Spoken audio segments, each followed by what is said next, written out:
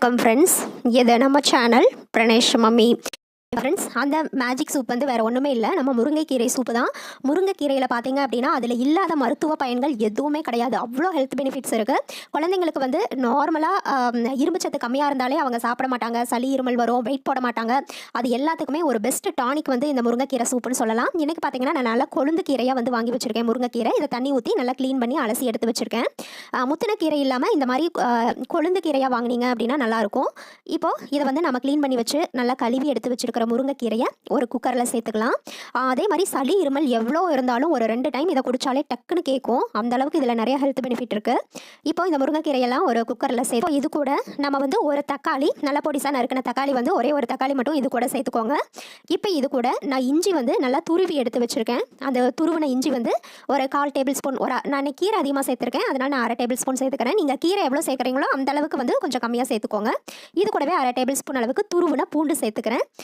அடுத்தது இது கூட நான் வந்து இன்றைக்கி ஜீரகம், அதுக்கப்புறம் மல்லி ரெண்டுமே வந்து 1/2 டேபிள் ஸ்பூன் எடுத்து மிக்சியில் வந்து நல்லா அரைச்சி எடுத்து வச்சுருக்கேன். இந்த மாதிரி நல்லா கோர்ஸ் பவுடராக அரைச்சி எடுத்து இது கூட சேர்த்துக்கிட்டோம் அப்படின்னா அது வந்து சூப்பில் வந்து நல்லா மிக்ஸ் ஆகும். அதுக்காக தான் முழுசாக போட்டால் அதோட எசன்ஸ் இறங்காது. அதனால் மிக்சியில் ஒரு 2 சுற்று விட்டு இந்த மல்லி ஜீரகம் ரெண்டையும் நான் சேர்த்து போட்டிருக்கேன். அடுத்தது இது கூட ஒரு 1/4 டேபிள் ஸ்பூன் அளவுக்கு மஞ்சள் தூள், அதுக்கப்புறம் இது கூட கொஞ்சமாக மிளகுத்தூள் வந்து குழந்தைங்க காரம் எந்த அளவுக்கு வந்து சாப்பிட முடியுமோ அந்த அளவுக்கு சேர்த்துக்கோங்க. அடுத்தது இது கூட நான் கொஞ்சமாக கல்லுப்பு சேர்த்துக்கிறேன். கல்லுப்பு சேர்க்கும்போது அது டேஸ்ட் வந்து ரொம்ப நல்லாயிருக்கும். இதில் நான் போடாத ஒரே ஒரு இன்க்ரீடியன்ட் என்ன அப்படின்னா சாம்பார் வெங்காயம், சின்ன வெங்காயம் மட்டும் போடலை. அது இருந்ததுன்னா ஒரு 7-8 சேர்த்துக்கோங்க. பெரிய வெங்காயம் சேர்க்க வேண்டாம். சின்ன வெங்காயம் இல்லைன்னா கூட பரவாயில்ல, சேர்க்காமல் விட்டாலும் பரவாயில்ல. இப்போ இது கூட தண்ணி வந்து சேர்த்துக்கலாம். இப்போ வந்து ஒரு 4 டம்ளர் தண்ணி வைக்கிறோம் அப்படின்னா அது ஒரு 2 டம்ளர் தண்ணி வர அளவுக்கு நம்ம வந்து குக் பண்ணி எடுத்துக்கணும். நான் வந்து குக்கரில் போட்டு ஒரு 7லிருந்து 8 விசில் விட்டு எடுத்துக்குவேன்.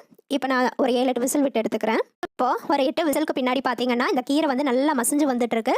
இந்த மாதிரி ஒரு கரண்டி வச்சு நம்ம நல்லா மறுபடியும் நல்லா மசிச்சு விட்டுருங்க. அந்த கீரையில் இருக்கிற அந்த சாரெல்லாம் நல்லா சூப்பில் இறங்கிரும். இந்த மாதிரி நல்லா மசிச்சு விட்டுட்டு இப்போ நம்ம இதை நல்லா ஃபில்டர் பண்ணி எடுத்துக்கலாம். இப்போது இதை நல்லா நம்ம வந்து ஃபில்டர் பண்ணி எடுத்துக்கலாம்.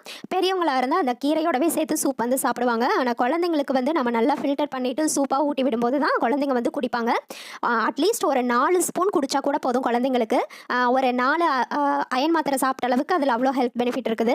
இதை நல்லா ஃபில்டர் பண்ணிவிட்டு நம்ம 8 மந்த்ஸ்லேருந்து இருக்கிற எல்லா வயசு குழந்தைங்களுக்கும் அவங்க எவ்வளோ குடிக்கிறாங்களோ அந்த அளவுக்கு வந்து நீங்கள் இந்த சூப்பை கொடுக்கலாம். இது வந்து வெஜிடபிள் சூப் மாதிரி இல்லாமல் லைட்டாக ஒரு துவர்ப்பு தன்மையோடு தான் இருக்கும். இதோட டேஸ்ட் எப்படி சமைச்சாலும். ஓகே ஃப்ரெண்ட்ஸ், இந்த சூப் ரெசிபி உங்களுக்கு பிடிச்சிருந்தது அப்படின்னா மறக்காமல் நம்ம சேனலை சப்ஸ்கிரைப் பண்ணுங்கள், லைக் பண்ணுங்கள். அதே மாதிரி உங்களுடைய கருத்துக்களையும் கமெண்ட்டில் சொல்லுங்கள். எங்க அப்படின்னா நான் 2 துண்டு சிக்கன் எடுத்திருக்கேன். அதை வந்து சின்னதாக கட் பண்ணி வச்சுருக்கேன். எப்போவுமே குழந்தைங்களுக்கு சிக்கன் சூப் செய்யும்போது இந்த மாதிரி கொஞ்சமாக கல்லுப்பு, கொஞ்சம் மஞ்சள் தூள் போட்டு 2 டைம் நல்லா கழுவிடுங்க. அதே மாதிரி சூப்புக்கு வந்து போன்லெஸ் சிக்கன் மட்டும் எடுக்கக்கூடாது. கொஞ்சமாக போன்லெஸ், அதுக்கப்புறம் எலும்போடு இருக்கிற கொஞ்சம் சிக்கனும் எடுத்துக்கணும். ஏன்னா எலும்பில் தான் நிறைய சத்து இருக்கும். இப்போ நான் இதை 2 டைம் வாஷ் பண்ணி எடுத்துக்கிறேன். அதே மாதிரி குழந்தைங்களுக்கு சிக்கன் சூப் செய்யும்போது அது நாட்டுக்கோழியாக இருந்தால் ரொம்பவே நல்லது. அது கிடைக்கல அப்படின்னா ப்ராப்ளம் இல்லை, நம்ம நார்மலாக இந்த சிக்கன்லேயே செய்துக்கலாம். இப்போ ஸ்டவ்வில் ஒரு பேன் சாஸ்பான் வச்சுக்கிறேன். இதில் ஒரு 1/2 டேபிள் ஸ்பூன் குக்கிங் ஆயில் சேர்த்துக்கலாம். அது கூட ஒரு 4 ஜீரகம் சேர்த்துக்கலாம். ஜீரகம் நல்லா பொரியட்டும். அது பொரிஞ்சதுக்கப்புறம் நான் சாம்பார் வெங்காயம் ஒரு 2 வெங்காயம் மட்டும் நல்லா பொடிசாக கட் பண்ணி வச்சுருக்கேன். அதையும் இது கூட சேர்த்துக்கிறேன். இந்த வெங்காயம் ஜீரகம் எல்லாத்தையும் நல்லா வதக்கிக்கோங்க. இது வந்து கொஞ்சம் லைட்டாக வதங்கினதுக்கப்புறம் இது கூட 2 கறிவேப்பிலை சேர்த்துக்கலாம். மல்லி இலை இருந்தால் கண்டிப்பாக சேர்த்துக்கோங்க, ஃப்ளேவர் நல்லா இருக்கும். அடுத்தது இது கூட ஒரு 1/2 தக்காளி மட்டும், 1/2 தக்காளி மட்டும் நான் பொடிசாக கட் பண்ணி வச்சுருக்கேன். அதையும் சேர்த்துக்கிறேன். மல்லி இலை இருந்தால் கண்டிப்பாக சேர்த்துக்கோங்க. லாக்டவுன்கிறதால எனக்கு ஃப்ரெஷ்ஷாக மல்லி இலை கிடைக்கல. அடுத்தது இது கூட நம்ம கழுவி வச்சுருக்கோம் இல்லையா சிக்கன், அதையும் சேர்த்துக்கலாம். இப்போ இது எல்லாத்தையுமே சேர்த்து நல்லா வதக்கிக்கலாம். சிக்கன் இல்லை அப்படின்னா உங்கள் கிட்ட இருக்கிற வெஜிடபிள்ஸ், சிக்கனுக்கு பதிலாக வெஜிடபிள் போட்டுக்கோங்க, அவ்வளோதான். மற்ற எல்லா இன்க்ரீடியன்ஸும் சேம் தான். இது வதங்கினதுக்கப்புறம் ஒரு 1/2 டேபிள் ஸ்பூன் அளவுக்கு இஞ்சி பூண்டு பேஸ்ட் போட்டுக்கலாம். இதையும் சேர்த்து நல்லா வதக்கிக்கோங்க. இப்போது இது கூட கொஞ்சமாக மஞ்சள் தூள் சேர்த்துக்கலாம். அடுத்தது காரத்துக்கு தேவையான அளவுக்கு பெப்பர் தூள் சேர்த்துக்கலாம். குழந்தைங்க எவ்வளோ காரம் சாப்பிடுவாங்களோ அந்த அளவுக்கு சேர்த்துக்கோங்க. அடுத்தது கொஞ்சமாக சால்ட் சேர்த்துக்கோங்க தேவையான அளவுக்கு. இப்போ நம்ம இதில் சேர்த்துருக்கக்கூடிய எல்லா பொருளுமே குழந்தைங்களோட நோய் எதிர்ப்பு சக்தியை அதிகரிக்கக்கூடிய பொருட்கள் தான். இது எல்லாத்தையுமே நல்லா வதக்கிட்டு இது கூட நான் ஒரு 3 டம்ளர் தண்ணி சேர்க்க போகிறேன். 3 டம்ளர் தண்ணி சேர்த்து ஸ்டவ்வை சிம்மில் வச்சுட்டோம் அப்படின்னா இது அட்லீஸ்ட் ஒரு 20 மினிட்ஸ் வந்து சிம்மில் இருக்கணும். அப்போ தான் அந்த எலும்பில் இருக்கிற அந்த சத்து எல்லாமே சூப்பில் இறங்கும். நீங்கள் குக்கரில் வச்சிங்க அப்படின்னா டக்குன்னு ஆயிரும். ஒரு 4-5 விசில் விட்டீங்க அப்படின்னா சூப் குயிக்காக ரெடி ஆகிரும். பாத்திரத்தில் வச்சோம் அப்படின்னா அட்லீஸ்ட் ஒரு 20 மினிட்ஸ் சிம்மில் வைக்கணும். இப்போது நம்ம 3 டம்ளர் தண்ணி ஊற்றணும் அப்படின்னா அந்த சிக்கன் எல்லாம் வெந்துட்டு அது வந்து ஒரு 1.5 டம்ளர் தண்ணி, 1.5 டம்ளர் அளவுக்கு வந்தது அப்படின்னா நம்மளுக்கு திக்கான சூப் கிடைக்கும். இப்போ இதை ஒரு பிளேட் வச்சு நம்ம நல்லா க்ளோஸ் பண்ணி வச்சுட்டு ஒரு 20 மினிட்ஸ் சிம்லேயே வச்சிடலாம். இப்போ பார்த்தீங்க அப்படின்னா 20 மினிட்ஸ்க்கு அப்புறம் நம்மளுடைய சூப்பரான சிக்கன் சூப் ரெடி ஆயிருச்சு. சிக்கனும் வந்து நல்லா வெந்துட்டுருக்கு. நீங்கள் ஃபஸ்ட் டைம் வந்து குழந்தைங்களுக்கு நான்வெஜ் இன்ட்ரடியூஸ் பண்ண போகிறீங்க அப்படின்னா இந்த மாதிரி சூப்பாக தான் கொடுக்கணும். அப்போ தான் குழந்தைக்கு நல்லா டைஜஸ்ட் ஆகும். இந்த சூப் நீங்கள் வந்து ஒரு 9 மாதத்துலேருந்து எல்லா குழந்தைங்களுக்குமே தாராளமாக கொடுக்கலாம். இப்போது இதை நம்ம நல்லா ஃபில்டர் பண்ணி தான் குழந்தைக்கு ஒரு கிளியர் சூப்பாக தான் கொடுக்கணும். நான் நல்லா ஃபில்டர் பண்ணிக்கிறேன். இதை வந்து நீங்கள் ஒரு மிதமான சூட்டில் குழந்தைக்கு கொடுத்தீங்க அப்படின்னா சளி இருமல் இருந்தால் கூட சரியாகும். குழந்தைங்களுக்கும் வெயிட்டும் நல்லா இன்க்ரீஸ். இந்த வெஜிடபிள் சூப் செய்கிறதுக்கு நான் என்னென்ன எடுத்திருக்கேன் அப்படின்னு பார்த்தீங்க அப்படின்னா கேரட் எடுத்திருக்கேன், அதுக்கப்புறம் பீன்ஸ், உருளைக்கிழங்கு, அதுக்கப்புறம் மஞ்சள் பூசணி, அதுக்கப்புறம் வந்து தக்காளி வந்து எடுத்திருக்கேன். தக்காளியில் வந்து உள்ளே இருக்கிற அந்த விதை எல்லாமே வந்து ரிமூவ் பண்ணிவிட்டு ஸ்கின் மட்டும் வச்சுருக்கேன். உங்ககிட்ட என்னென்ன வெஜிடபிள்ஸ் இருந்தாலும் எல்லாத்தையுமே வந்து நீங்கள் சேர்த்துக்கலாம்.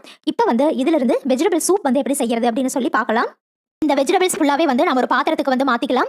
இதில் வந்து தண்ணி வந்து அந்த வெஜிடபிள்ஸ் மூழ்கிற அளவை விட கொஞ்சம் அதிகமாகவே வந்து சேர்த்துக்கலாம். அப்போ தான் அந்த வெஜிடபிள்ஸ் ஃபுல்லாகவே வந்து நல்லா குக் ஆகும். இப்போ வந்து நீங்கள் இதை 6 மந்த்ஸ் பேபிக்கோ இல்லை 7 மந்த் பேபிக்கோ கொடுக்க போகிறீங்க அப்படின்னா அது கூட கொஞ்சமாக ஜீரகம் சேர்த்துக்கோங்க. அதுக்கப்புறம் பெப்பர் பவுடர் வந்து கொஞ்சமாக சேர்த்துக்கோங்க. சும்மா ஒரு பிஞ்ச் மட்டும் சேர்த்துக்கோங்க. அதுலேருந்து காரம் அவ்வளோவா வராது. இது வந்து நீங்கள் 8 மந்த்ஸ் பேபிக்கு செய்ய போகிறீங்க அப்படின்னா அது எல்லாமே வந்து நம்ம அதுக்கப்புறம் பின்னாடி வந்து சேர்த்துக்கலாம். இப்போ சேர்த்த தேவையில்லை. 6 மந்த்ஸ் 7 மந்த்ஸ் பேபினா மட்டும் கொஞ்சம் ஜீரகம், கொஞ்சம் பெப்பர் பவுடர் இது கூட சேர்த்து நல்லா வேக வச்சுக்கலாம். இப்போ வந்து நான் ஒரு பிளேட் வச்சு நல்லா க்ளோஸ் பண்ணி வச்சிடறேன். இப்போ வந்து 10 மினிட்ஸ்க்கு அப்புறம் பார்த்தீங்க அப்படின்னா இது வந்து இந்த அளவுக்கு நல்லா வெந்துட்டு இருக்கும் இந்த வெஜிடபிள்ஸ் எல்லாமே. இதை வந்து நீங்கள் 6 மந்த்ஸ் அதுக்கப்புறம் 7 மந்த்ஸ் பேபிஸ்க்கு வந்து கொடுக்க போறீங்க அப்படின்னா இந்த தண்ணியை மட்டும் நல்லா ஃபில்டர் பண்ணிட்டு அதை மட்டும் ஒரு 4-5 ஸ்பூன் கொடுத்தீங்கன்னா போதும். அந்த வெஜிடபிள்ஸில் இருக்கிற எல்லா சத்துமே வந்து அந்த தண்ணியில் இருக்கும், அந்த சூப்பில் இருக்கும். அது அப்படியே வந்து குழந்தைங்களுக்கு போகும். ஆல்ரெடி அதில் நம்ம ஜீரகம் ஆட் பண்ணியிருக்கோம், கொஞ்சமாக பெப்பர் பவுடரும் வந்து ஆட் பண்ணியிருக்கோம். நல்லா டைஜஸ்ட் ஆகும், குழந்தைங்களுக்கு நல்லா பசியும் எடுக்கும். இதை வந்து எல்லா வெஜிடபிள்ஸ்லையும் வந்து அரைச்சு கொடுக்கணும். 6 மந்த்ஸ் 7 மந்த்ஸில் வந்து எல்லாத்தையும் அரைச்சு கொடுக்கணும்னு தேவையில்லை. அந்த தண்ணியை மட்டும் ஃபில்டர் பண்ணி கொடுத்தீங்கன்னா போதும். இப்போ வந்து 8 மந்த்ஸ்ல இருந்து எல்லா குழந்தைங்களுக்கும் வந்து எப்படி கொடுக்கறது அப்படின்னு சொல்லி பார்க்கலாம். இப்போ வந்து நான் அந்த தண்ணியை மட்டும் தனியாக ஃபில்டர் பண்ணிக்கிறேன். அதுக்கப்புறம் இந்த வெஜிடபிள்ஸ் மட்டும் தனியாக எடுத்துக்கிறேன். இப்போ வந்து அந்த தண்ணியை மட்டும் நான் தனியாக வந்து ஃபில்டர் பண்ணி எடுத்து வச்சுக்கிட்டேன்.